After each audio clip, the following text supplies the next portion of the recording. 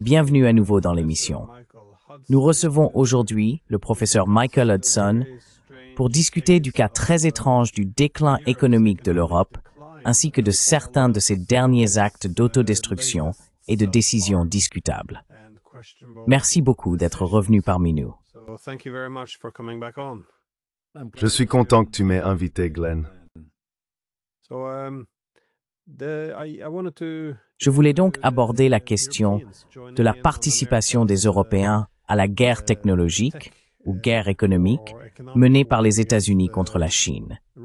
Mais d'abord, je voulais poser une question à propos de cette saisie à laquelle les Européens procèdent.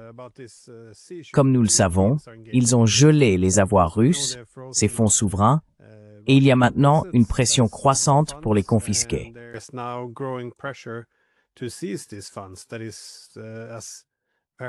Autrement dit, comme l'écrivent plusieurs journaux, ils cherchent un moyen de donner une apparence légale au fait de s'approprier les avoirs russes, des fonds souverains, ce qui n'a jamais été fait auparavant. Ce qui rend la situation unique, c'est que les Américains ne veulent pas y participer, car ils deviendraient bien sûr des parias financiers. Le Japon ne le souhaite pas non plus. Mais, pour une raison ou une autre, les Européens semblent tout à fait déterminés à le faire. Que pensez-vous de cette décision? C'est assez intéressant. Ils veulent prendre les avoirs russes et les utiliser comme garantie pour un prêt qui ne pourra pas être remboursé. Dans tous les cas, les Russes ne reverront pas leur argent, plus ou moins.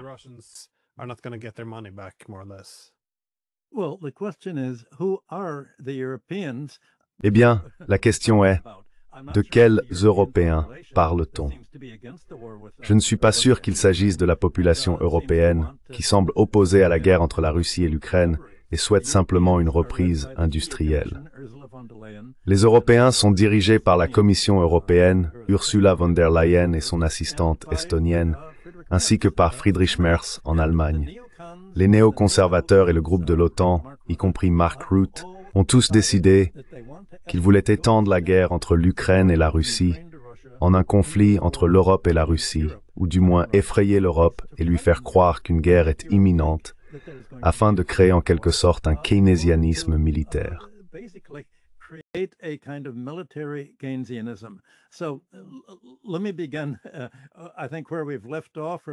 Permettez-moi de commencer, je pense, là où nous nous étions arrêtés, ou parce que nous avons évoqué plus tôt, à propos des 300 milliards de dollars de dépôts russes auprès d'Euroclear, l'organisation de compensation basée à Bruxelles qui gérait les devises étrangères de la Russie en euros et en dollars.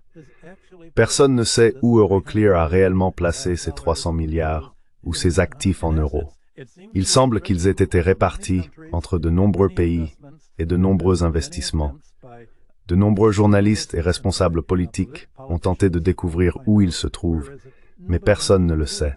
Le Premier ministre belge déclare que, puisque Euroclear est dans notre pays, seuls 10 à 20 milliards de cet argent sont en jeu pour nous, mais nous sommes opposés à ce que l'Europe saisisse Euroclear.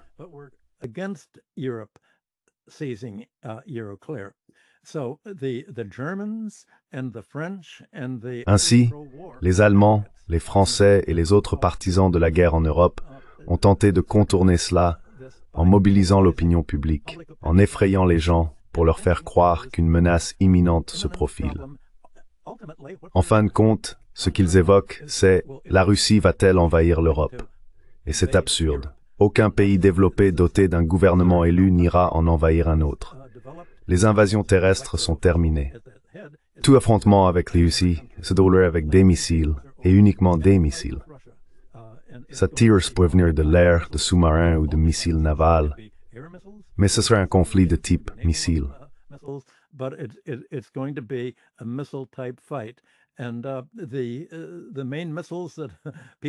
Les principaux missiles dont on a parlé jusqu'à présent sont les drones.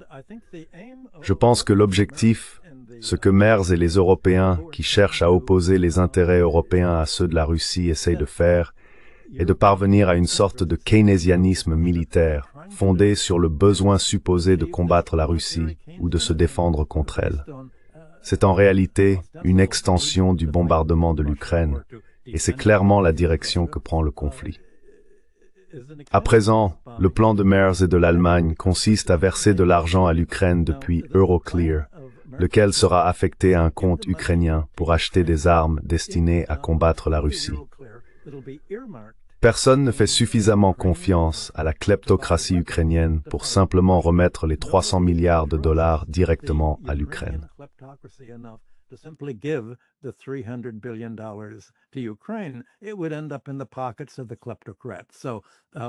Cela finirait dans les poches des kleptocrates.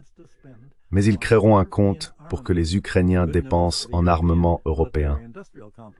Bonne nouvelle pour le complexe militaro-industriel européen, dont les actions sont en hausse, alors que d'autres valeurs industrielles n'ont pas suivi le mouvement à cause du ralentissement provoqué par la fin du commerce du pétrole et du gaz russe. Eh bien, les nouvelles des derniers jours indiquent que Merz aurait apparemment mis en scène de prétendues apparitions de drones russes dans des aéroports en Allemagne afin de susciter de la propagande contre la Russie, comme si celle-ci avait réellement l'intention d'attaquer l'Allemagne d'une manière ou d'une autre. Je veux dire, c'est ce que font les drones en Ukraine.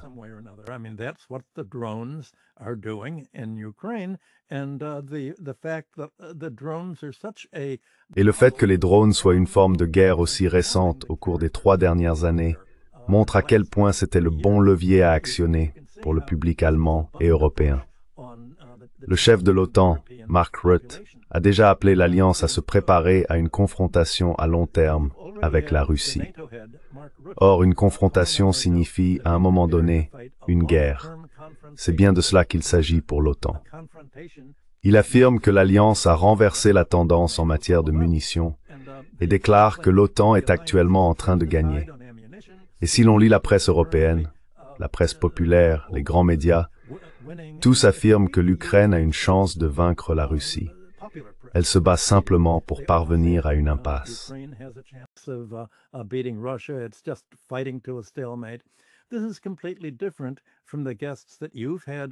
C'est complètement différent des invités que vous avez reçus dans vos émissions, qui, comme moi, lisent ce que disent les Chinois, ce que disent les Russes, ce que disent les journalistes du reste du monde, à savoir que la guerre en Ukraine est pratiquement terminée. Elle est totalement perdue. Et le problème pour les économies industrielles européennes, selon Marx et Merz, est le suivant. Eh bien, si la guerre en Ukraine est perdue, à quoi allons-nous utiliser toutes nos armes? Qui va les acheter? Pas les États-Unis. Les États-Unis demandent à l'Europe d'acheter des armes américaines pour l'OTAN. L'OTAN a besoin de la menace de guerre pour maintenir la production et l'emploi du complexe militaro-industriel sur lequel elle semble prête à fonder l'économie.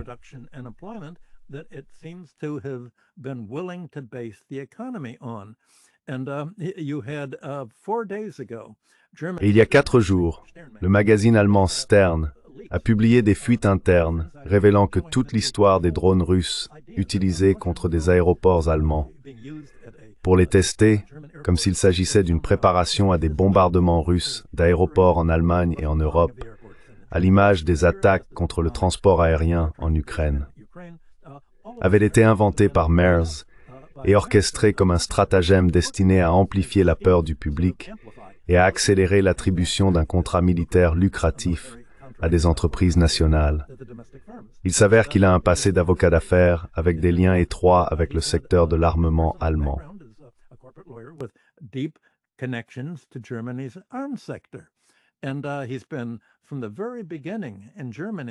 Et depuis le tout début, en tant que dirigeant chrétien-démocrate en Allemagne, il plaide pour une augmentation des dépenses de défense, affirmant que c'est cela qui conduira à la reprise allemande, si tant est que l'industrie allemande puisse se redresser, compte tenu de la rupture des relations avec la Russie, et maintenant de la rupture imminente avec la Chine également.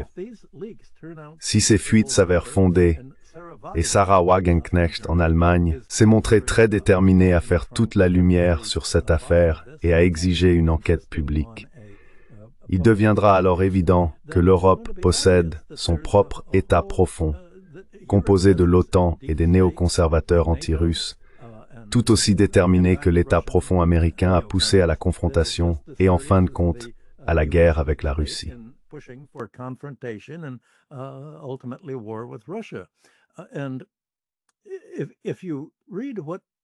Si vous lisez ce que Merz a dit, c'est comme si tout cela n'avait rien à voir avec la sécurité nationale.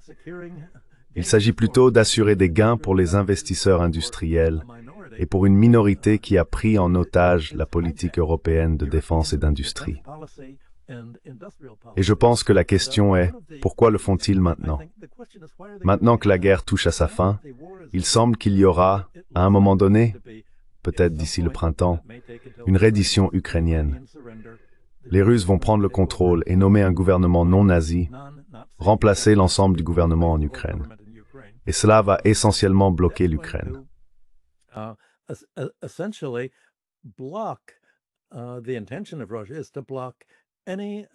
L'intention de la Russie est de bloquer toute tentative de l'Europe d'envoyer davantage de missiles ou d'armes attaquant la Russie elle-même.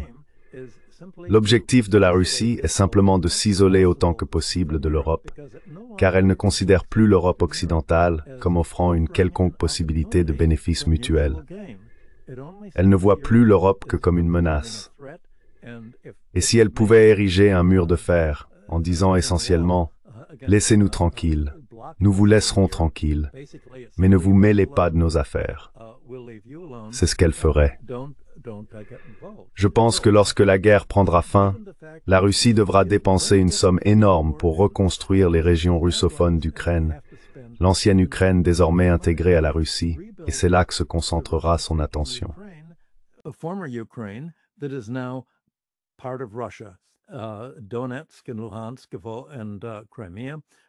Donetsk, Louhansk et la Crimée ont déjà voté, ont organisé un référendum pour rejoindre la Russie, et la Russie va avoir besoin de beaucoup d'argent.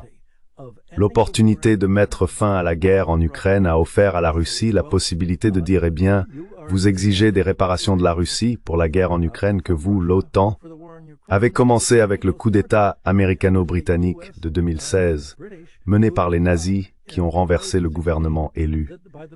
C'est l'OTAN en Europe qui a soutenu les Ukrainiens dans une guerre ethnique contre les provinces orientales russophones.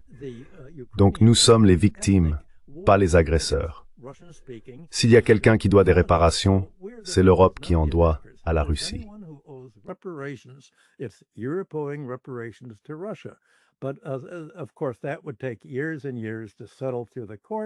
Bien sûr, cela prendrait des années et des années à être réglé par les tribunaux.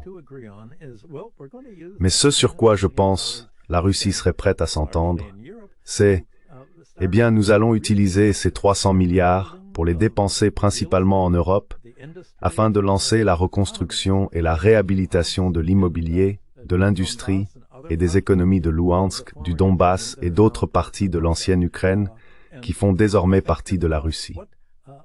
Et je pense que ce que Merz et la cabale anti-russe au sein de la direction européenne essayent de faire, c'est d'empêcher cette opportunité. Ils ne veulent pas que la Russie dépense son argent en Europe pour reconstruire les anciennes provinces ukrainiennes russophones. Ils veulent que cet argent soit dépensé spécifiquement pour le complexe militaro-industriel européen. C'est là que réside tout le problème.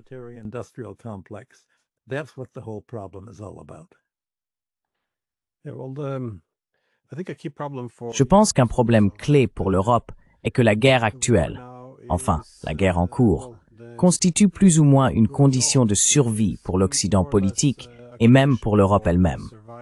Parce que, eh bien, les États-Unis ont déjà clairement affiché leurs intentions. Ils veulent réduire leur présence non seulement en Ukraine, mais aussi en Europe. Les Américains ont désormais pris une position claire. Ils veulent tirer profit des armes, donc les Européens doivent payer pour celles qu'ils envoient.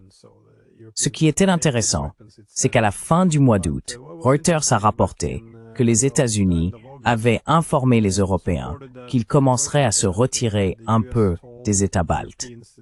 Et c'est à ce moment-là que l'on a soudainement vu tous ces reportages sur les drones.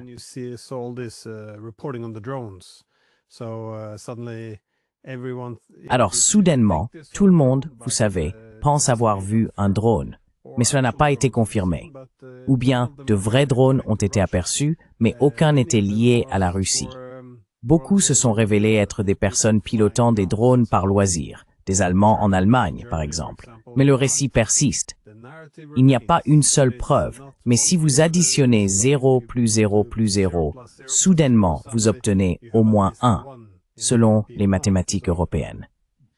Nous voyons aussi maintenant que les États-Unis retirent progressivement une partie de leurs troupes de Pologne et de Roumanie, et cela provoque une certaine panique. La seule chose qui pourrait peut-être amener les États-Unis à changer d'avis serait l'émergence d'un véritable conflit, de menaces réelles envers l'Europe.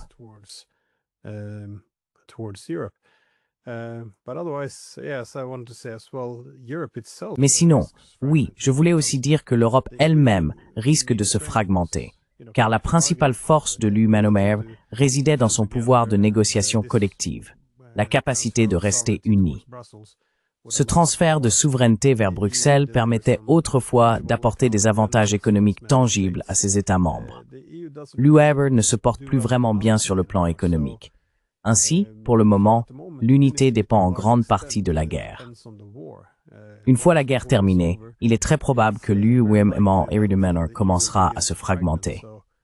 Je pense que cela explique en grande partie pourquoi la direction politique en Europe semble si effrayée ou désespérée de maintenir la guerre.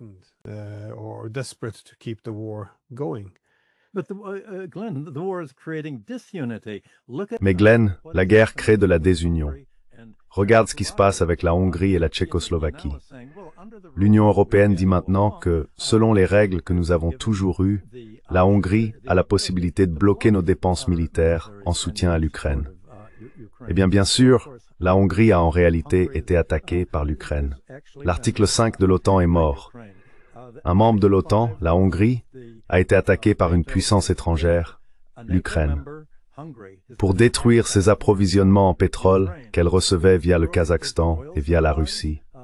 Et la Hongrie, comme la Tchécoslovaquie, et maintenant d'autres pays subissent aussi des pressions, disent « Nous ne pouvons pas nous permettre la guerre avec la Russie. Vous les Allemands êtes prêts à mettre fin à votre croissance industrielle, à vous désindustrialiser et à appauvrir votre économie par haine idéologique de la Russie. Mais nous ne pouvons pas nous permettre votre guerre.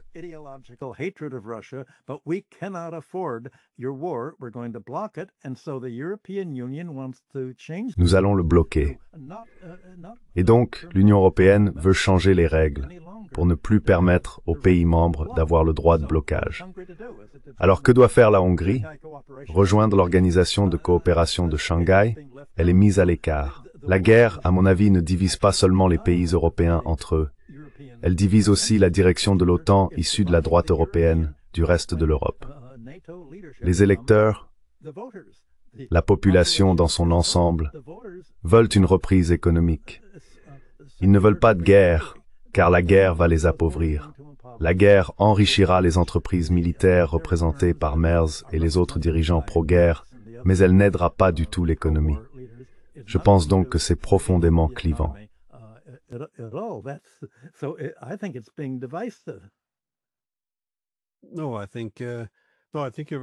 Non, je pense que vous avez tout à fait raison. À long terme, la guerre ne fait qu'approfondir les divisions au sein de l'Europe. Mais, à court terme, elle est perçue comme un facteur de cohésion. Et encore une fois, c'est là une partie du problème actuel. Je pense qu'il n'y a pas de réflexion stratégique sur la direction que nous prenons réellement.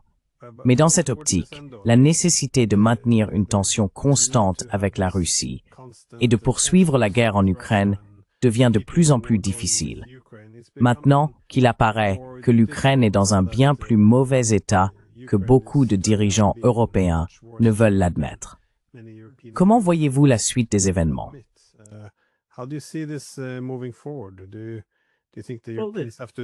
Pensez-vous que les Européens doivent intervenir? Parce qu'il y a beaucoup de discussions en ce moment en Europe. L'ancien secrétaire général de l'OTAN soutient que les Européens ou l'OTAN devraient commencer à intercepter les missiles et les drones russes depuis le territoire de l'OTAN. Il y a désormais une pression accrue pour mener des frappes à longue portée en Russie. Nous continuons à dire que nous aidons l'Ukraine, mais au bout du compte, ce seront nos armes. Les boutons seront actionnés par nos sous-traitants. Ce sera notre ciblage. Ce seront nos satellites. Donc, c'est une attaque de l'OTAN contre la Russie, et je pense, plus ou moins, qu'il ne devrait plus être controversé de le dire.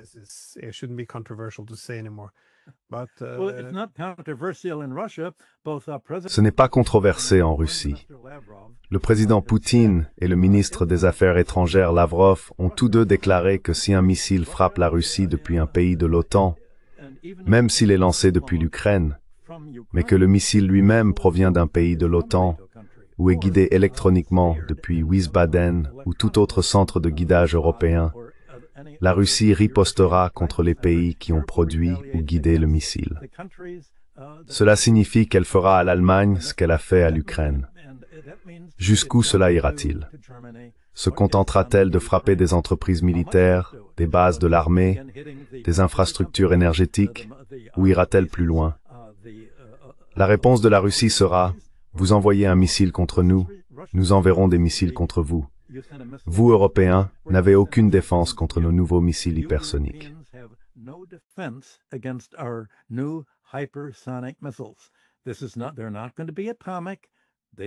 Elles ne seront pas atomiques. Elles n'ont pas besoin de l'être.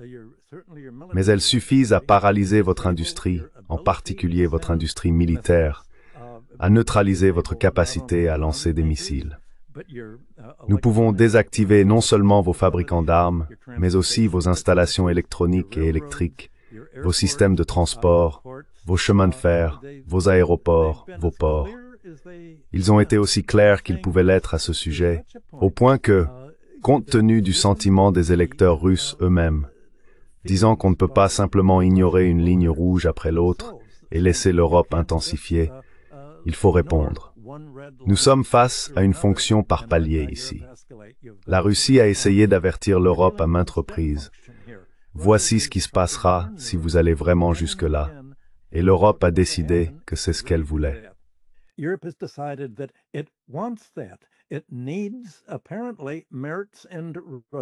Apparemment, Merz et Rutte de l'OTAN estiment que l'Europe doit être attaquée par la Russie afin de reconstruire son industrie. Mais l'attaque de la Russie va justement l'empêcher de reconstruire son industrie.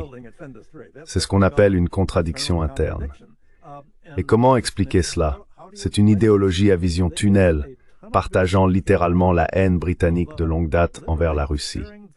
Cela n'a rien à voir avec le communisme, car la Russie n'est plus l'Union soviétique. C'est une confrontation géopolitique qui pousse l'Europe à adopter la vision néoconservatrice américaine, selon laquelle, eh bien, si seulement nous pouvions diviser la Russie en 4 ou 5 petits pays, elle n'aurait plus le pouvoir de nous menacer, ni de jouer un rôle positif dans le monde.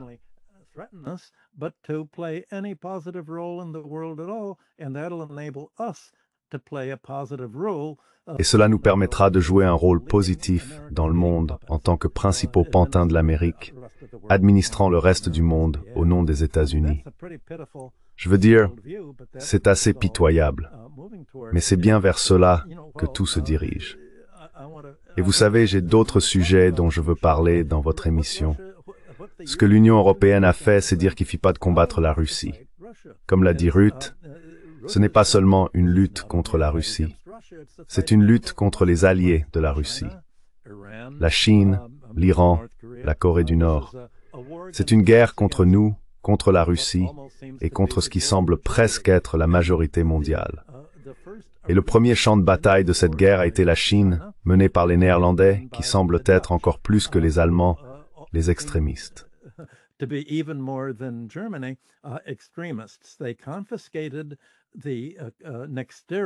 Ils ont confisqué l'entreprise de batterie Nexteria, que des sociétés chinoises avaient achetée et développée en Allemagne et aux Pays-Bas, afin de fournir une étape de base dans la transformation des plaquettes de silicium en batterie. Ce n'est pas, en soi, une question de sécurité nationale. En fait, précisément parce que ce n'est pas une question de sécurité nationale, c'est une technologie tellement courante et banale. Les constructeurs automobiles Mercedes, Volkswagen, toutes les grandes entreprises automobiles allemandes et l'industrie en général ont besoin de toutes ces batteries. Les batteries sont relativement simples, mais la technologie demande, je dirais, quelques années de développement. Ainsi, lorsque Donald Trump et les Américains ont fait pression sur le gouvernement néerlandais, ils ont déclaré « Vous devez saisir toute entreprise dont la Chine détient 50% ou plus, ou dont les investisseurs chinois possèdent 50% ou plus. Vous devez la confisquer dans le cadre de notre guerre contre la Chine, car nous, les Américains, ne rejoindrons pas votre combat contre la Russie, mais nous finirons par combattre la Chine, notre ennemi existentiel, comme aiment le dire les Américains. »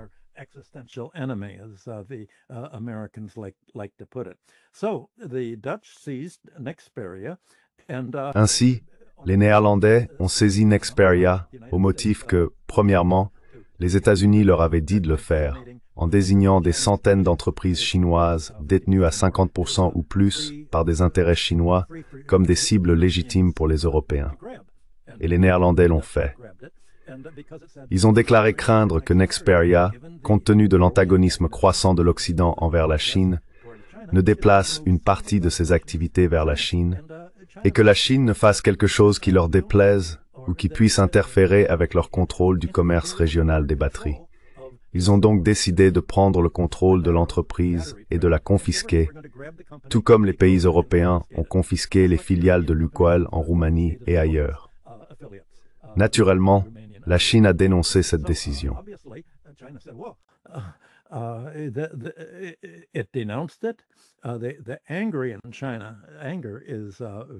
La colère en Chine est très claire. Ils ont dit « Comment pouvez-vous faire cela ?» Le secteur manufacturier européen dépend des batteries de Nexperia. Des millions de leurs produits sont vendus dans toute l'Europe. Ils ne sont pas très chers, mais ce sont des composants essentiels pour les automobiles et d'autres machines de base. Et maintenant, tout cela va être bloqué.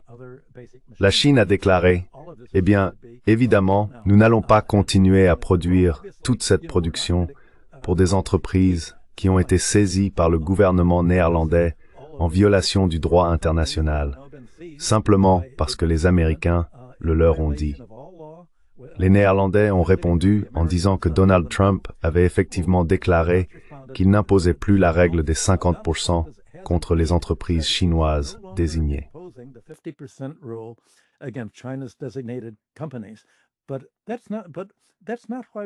Mais ce n'est pas pour cela que nous avons pris des mesures contre la Chine. Nous allions le faire de toute façon, car nous ne voulons pas que les Chinois contrôlent une entreprise dont dépendent tant de nos autres sociétés aux Pays-Bas et dans toute l'Europe. Ils ont donc cessé d'investir et de produire. Et les Chinois ont dit, « Eh bien, vous savez, nous n'allons pas vous donner des choses gratuitement.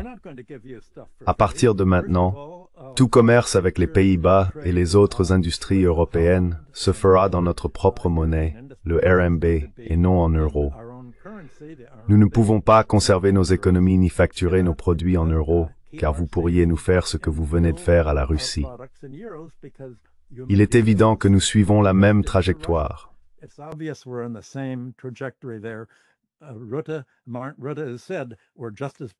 Et Rutte a déclaré que nous sommes tout aussi mauvais que la Russie, car nous importons du pétrole russe, ce qui est censé aider la Russie à vaincre l'Ukraine. Et tout cela s'inscrit dans le fantasme des interconnexions que les Européens ont imaginées. Ainsi, l'incident Nexperia est devenu pour la Chine une sorte de baromètre de la crédibilité institutionnelle de l'Europe, comme l'ont affirmé les porte-paroles chinois. Et la Chine a unilatéralement suspendu les livraisons de plaquettes à Nexperia, invoquant sa propre sécurité nationale pour justifier cette décision. Je ne vois donc encore aucune possibilité de résolution. Les Néerlandais continuent de dire « Nous pensons que les Chinois vont se montrer raisonnables et se rendre à nous. » Eh bien, la Chine ne va pas se rendre. En réalité, elle bloque des exportations clés, non seulement les terres rares, mais Indutfoder Purmuit.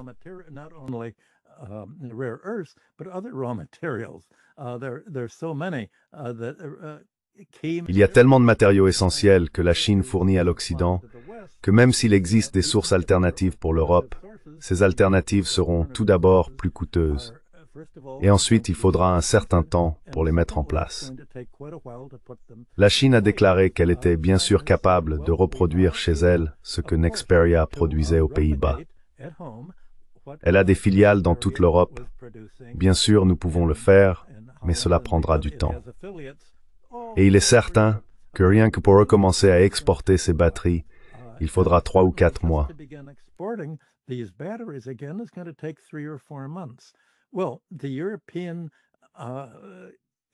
Eh bien, les industries européennes qui utilisaient ces importations ont toutes adopté la comptabilité en flux tendu. Elles ont réduit leur stock au minimum afin de fonctionner avec des coûts d'exploitation plus faibles. L'Europe ne dispose donc pas de réserve de ces batteries.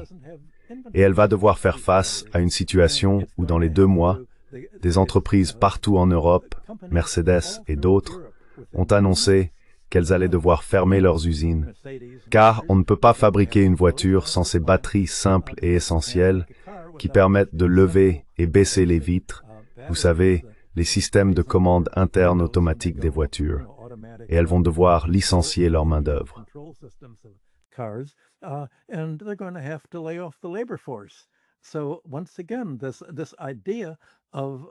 Ainsi, une fois de plus, cette idée selon laquelle l'Europe pourrait, d'une manière ou d'une autre, reprendre le contrôle de son économie en déclarant une guerre commerciale, d'investissement et monétaire, en étendant cette guerre de la Russie à la Chine et à d'autres pays, sera tout aussi grave, à une échelle moindre, que la décision de l'Europe d'arrêter d'importer du pétrole et du gaz russe. L'Europe se coupe de toutes les importations essentielles, des matières premières aux produits semi-finis, jusqu'aux autres produits manufacturés dont elle est devenue dépendante.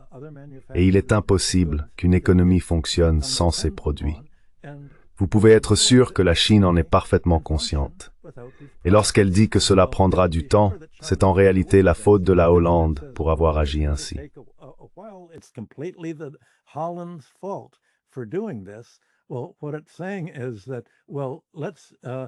Eh bien, ce que ça veut dire, c'est « laissons les pays européens se battre entre eux pour voir quelle sera la résolution ».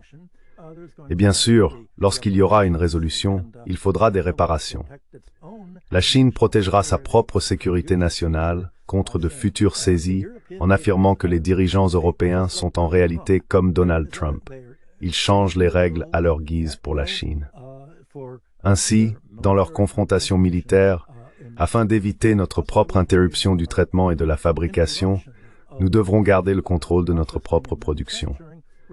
L'Europe peut bien sûr faire la même chose. Eh bien, peut-être que dans 10 ans, disons 7 ou 8 ans, l'Europe pourra suivre sa propre voie. Sa population sera réduite de moitié.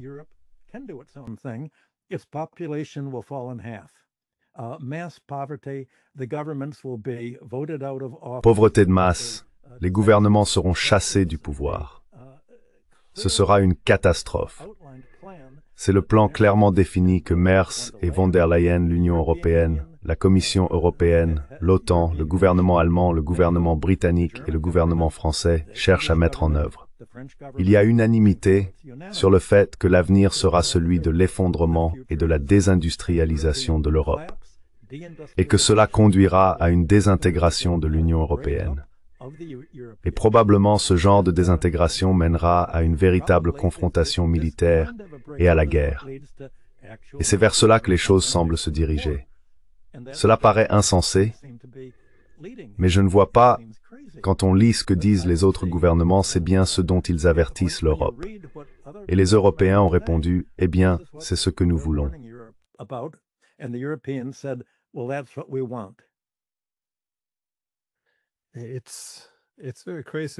C'est vraiment fou que nous en soyons arrivés à cette situation. Le fait est que le marché russe était en réalité plutôt bénéfique pour l'Europe. Il représentait une part très importante de l'ensemble du modèle de développement, non seulement grâce à toute l'énergie bon marché fournie par la Russie, mais aussi à la manière dont les Russes utilisaient tout cet argent. Ils achetaient, dans une large mesure, des biens européens, des produits manufacturés. et lorsqu'ils participaient à des projets énergétiques spéciaux, comme des travaux dans l'Arctique, c'était souvent dans l'espoir de développer cette grande Europe, fondée sur l'idée de Gorbatchev d'une maison européenne commune. L'Europe était souvent privilégiée comme partenaire aux côtés des États-Unis, dans l'hypothèse que la connectivité économique conduirait d'une manière ou d'une autre à l'intégration progressive de la Russie. C'est tout simplement insensé de suivre cette voie, car ce sont les Américains qui ont fortement poussé à l'expansion de l'OTAN pour rediviser le continent et le remilitariser.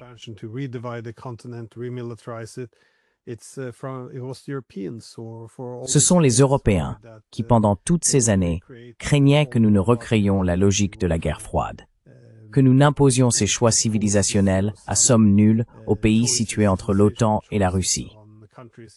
Ces choix pouvaient se traduire par des guerres civiles, puis par des guerres par procuration.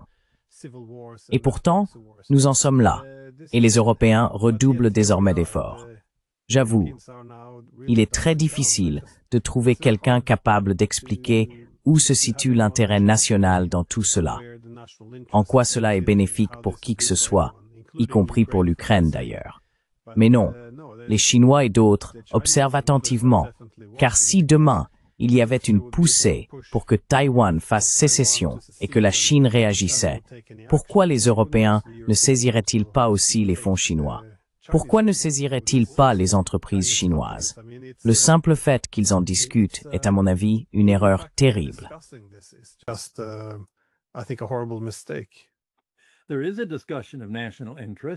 Il y a un débat sur l'intérêt national, et Merz, Rutte et von der Leyen ont déclaré que notre intérêt national consiste à désindustrialiser l'Europe. Notre intérêt national est anti-travail. Notre intérêt national, c'est la guerre. Voilà leur conception de l'intérêt national. Ce n'est donc pas ce que vous entendez par intérêt national. Quand vous et moi parlons d'intérêt national, nous l'utilisons comme on le faisait il y a 50 ans. C'est l'intérêt de l'ensemble de l'économie. Si vous demandez ce qui est bon pour l'économie en termes de bien-être matériel et de prospérité de la population, de l'augmentation de la production et d'une répartition plus équitable de cette production, c'est ainsi que vous et moi, et je pense la plupart de vos auditeurs, définissons l'intérêt national.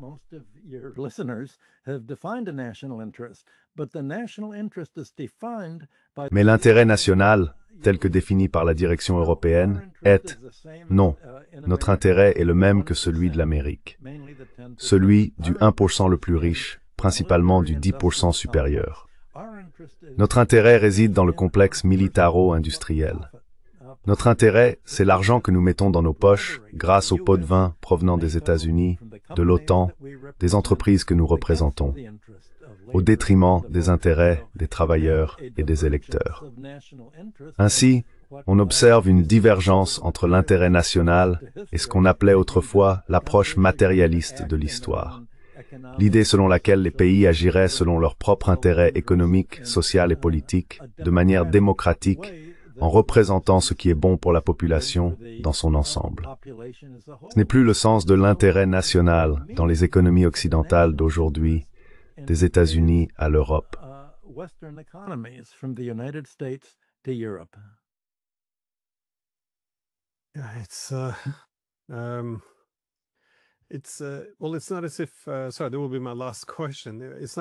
Eh bien, ce n'est pas comme si, désolé, ce sera ma dernière question. Ce n'est pas comme s'il n'y avait pas déjà certains problèmes structurels avant ce conflit. Si l'on regarde l'économie européenne, il y a 20 ans, elle était proche de la parité avec celle des États-Unis, l'Union européenne et les États-Unis. Mais depuis, les écarts entre Américains et Européens n'ont fait que s'accentuer. Je me demandais, comment voyez-vous la logique derrière cela? Est-ce une question de coût énergétique, de souveraineté technologique, de financiarisation, ou s'agit-il simplement de subordonner les intérêts européens à des intérêts économiques, principalement aux intérêts géopolitiques des États-Unis?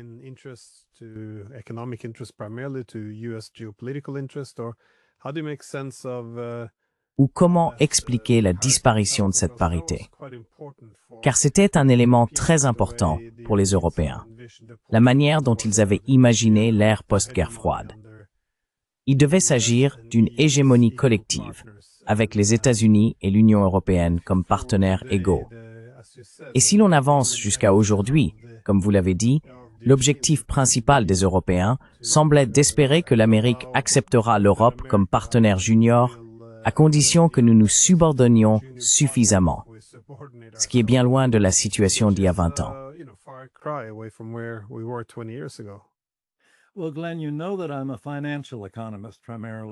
Eh bien, Glenn, tu sais que je suis avant tout un économiste financier, donc ce n'est guère une surprise. Je fais remonter tout le déclin de l'Europe à son adoption désastreuse de l'euro. Ce sont les règles soutenues par l'Allemagne qui stipulent que les gouvernements européens, y compris la Banque centrale de l'Union européenne, ne doivent pas créer leur propre monnaie. Ils doivent essentiellement l'emprunter. Et ils ne peuvent pas avoir un déficit budgétaire supérieur à 5% du PIB. Dès le départ, l'Europe a déclaré que selon ces règles, elle ne pourrait jamais appliquer les mêmes politiques keynésiennes de relance économique que les États-Unis, la Chine et tous les pays industriels prospères ont utilisées. Elle a choisi de se lier les mains en matière de système bancaire et financier, empêchant les gouvernements de fournir suffisamment de crédits pour permettre à l'économie de croître, tandis qu'une part croissante du revenu national est consacrée à la finance et aux activités de recherche de rente.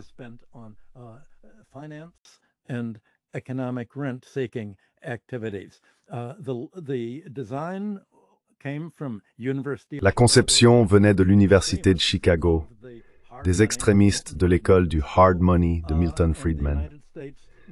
Et les États-Unis savaient exactement ce qu'ils faisaient.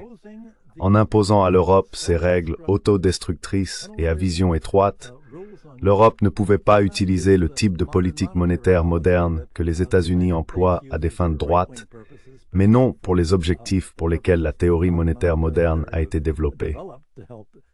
Aider l'économie dans son ensemble à croître. Ainsi, l'Europe s'est liée les mains dès le départ en n'autorisant pas le gouvernement à jouer un rôle.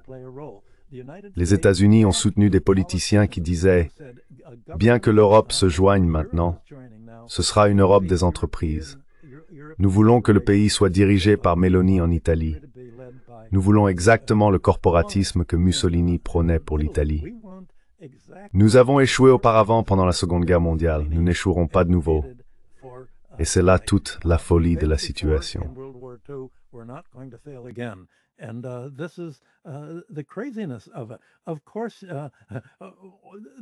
Bien sûr, chaque économie industrielle, y compris l'Italie, l'Europe et particulièrement l'Allemagne, a développé son industrie au XIXe siècle comme une économie mixte, avec l'État jouant un rôle moteur dans les infrastructures publiques et soutenant une banque centrale qui fournissait du crédit à l'économie.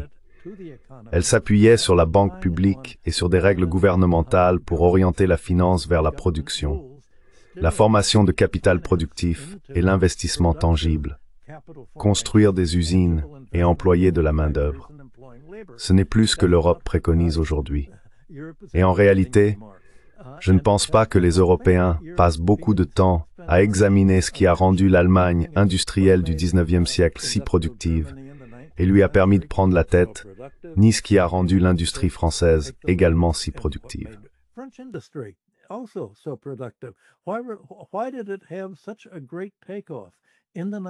Pourquoi a-t-elle connu un essor aussi remarquable au XIXe siècle, jusqu'à devenir le centre économique du monde? Et pourquoi se retrouve-t-elle aujourd'hui reléguée à la périphérie? Si l'on compare la différence, elle tient en grande partie au rôle du gouvernement dans ce qui devenait un socialisme industriel.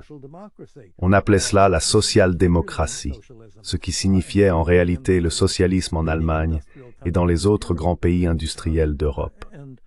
Et aujourd'hui, cela s'est transformé en capitalisme financier, où la majeure partie de la richesse européenne se crée par la finance et non par l'industrie. Le secteur financier comprend qu'il est plus facile de bâtir des fortunes d'entreprises et personnelles dans une économie en déclin que dans une économie en croissance.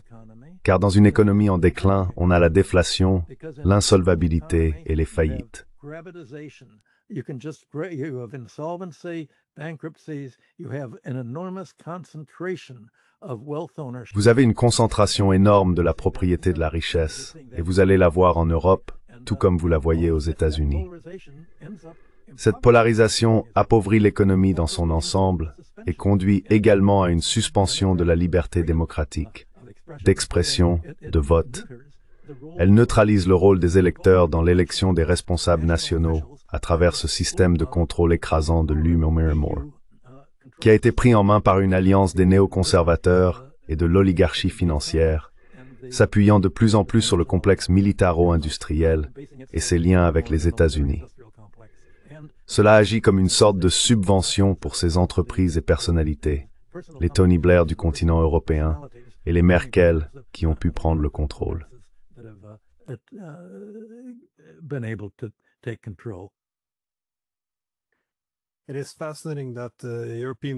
Il est fascinant de constater que le projet européen, né après la Seconde Guerre mondiale, dans le cadre de l'accord sur le charbon et l'acier, visait à promouvoir la transparence, à éviter la militarisation et à servir de projet anti-guerre. Aujourd'hui, l'Union européenne se définit de plus en plus, selon ses propres termes, comme une Europe géopolitique, dans laquelle le développement économique sera stimulé par un keynésianisme militaire. Donc, eh bien, merci, comme toujours. J'apprécie vraiment que vous ayez pris le temps. Merci. Eh bien, je suppose que ce n'est pas très optimiste, à moins que vous ne considériez la perspective d'une révolution comme quelque chose d'optimiste.